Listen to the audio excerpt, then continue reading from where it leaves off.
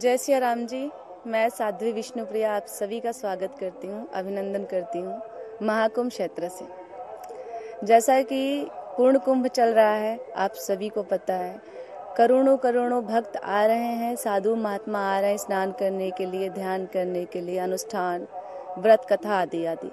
कल्पवासी भी बहुत सारे भक्त आए हुए हैं। आज हम बात करेंगे कि हमने हमेशा ये सामान्य तौर पे देखा है कि हमारे भारत के जितने भी बड़े हों या छोटे कथावाचक, सभी के मन में एक इच्छा जरूर होती है कि जीवन में एक बार हमें तीर्थों के राजा प्रयागराज में आकर के कथा कहने का अवसर मिले। और जितने भी भगवान के भक्त हैं, जो हमारे सनातन धर्म से जुड़े हुए हैं, जो वैष्णव हैं, सबके मन में एक इच्छा जरूर होती है कि ठाकुर जी ऐसी कोई कृपा बनाए कि हमें एक बार किसी तीर्थ में कथा सुनने का अवसर मिले। और कहीं वो अवसर तीर्थों के राजा प्रयागराज के दिव्य धराधरती पर सुनने को मिले तो बात ही अलग है। तो ऐसा लोग क्यों विचार करते हैं, इसका कारण क्या है, आज हम उसी कारण के विषय में जानेंगे। तो बाबा तुलसी ने बड़ी दिव्य जो है लिखा दोहा, माघ मकर गत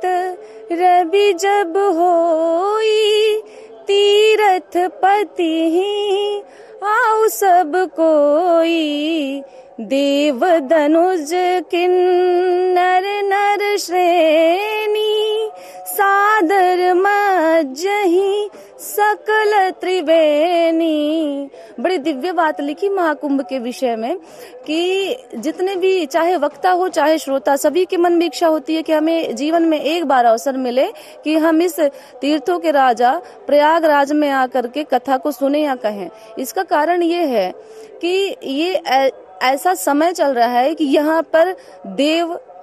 धनुज, किन्नर अर्थात जितने भी देवता हैं, किन्नर है, जितने भी दिव्य दिव्य शक्तियां हैं, यहाँ तक कि ऋषि मुनि, यहाँ तक कि ऐसे ऐसे साधु महात्मा जो कभी हिमालय को छोड़ करके बाहर जाते ही नहीं है, लेकिन जब प्रयागराज में महाकुंभ लगता है, अर्ध कुंभ लगता है, या जैसा कि 144 वर्षों के बाद ये पूर्ण कुंभ आया है, ऐसे में ये भी इनके मन में भी लालसा जगती है कि मैं भी जा करके वहां पे त्रिवेणी में स्नान करूं और आचमन करूं और प्रयागराज महाराज की कृपा को प्राप्त करूं। तो इसीलिए जितने भी कथावाचक होते हैं, सबको यही लालसा रहती है कि मैं वहां पे जाके कथा करूंगा तो मेरी कथा कोई व्यक्ति विशेष नहीं सुनेंगे, भक्त तो सुनेंगे ही सुनेंगे, साथ ही साथ मैं ऐसे 33 कोटि देवी देवताओं को भी मैं अपनी कथा सुना पाऊंगा और उन सब दिव्य आत्माओं को भी सुना पाऊंगा जो हमें दृष्टि से दृष्टिगोचर नहीं हो सकती। और ठीक यही भाव होता है भक्तों का भी कि जब हम यहाँ पे कथा सुनेंगे तो हमें कथा वक्ता के साथ साथ, जिनकी कथा सुन रहे उनके साथ साथ सभी समस्त देवी देवताओं का हमें यहाँ पे आशीर्वाद मिलेगा। और एक विशेष जो कारण है, यहाँ इस प्रयाग की भूमि पे बैठ करके यदि आप भगवान का नाम लेते हैं तो आप जो भी सुंदर कर्म कर रहे हैं वो कर्म आपका अक्षय हो जाता है, अर्थात उसका कभी नाश नहीं होता। जो पुण्य फल आप प्राप्त कर रहे हैं, आपके पुण्य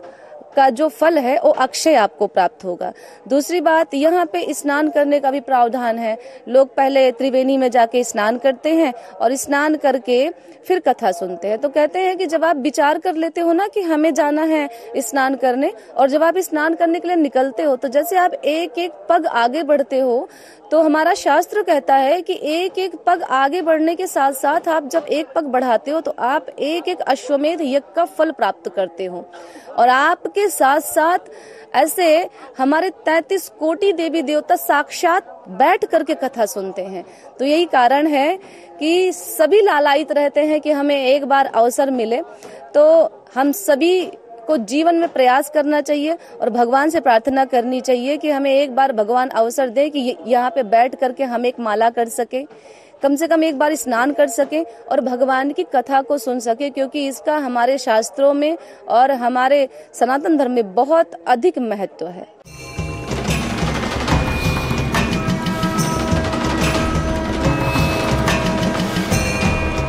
आप हमारे संत वाणी चैनल को सब्सक्राइब करें, वीडियो को लाइक करें, शेयर करें और हाँ, बेल आइकन पर क्लिक करना बिल्कुल ना भूलें, ताकि हमारी किसी भी वीडियो की सूचना सबसे पहले आपको मिले।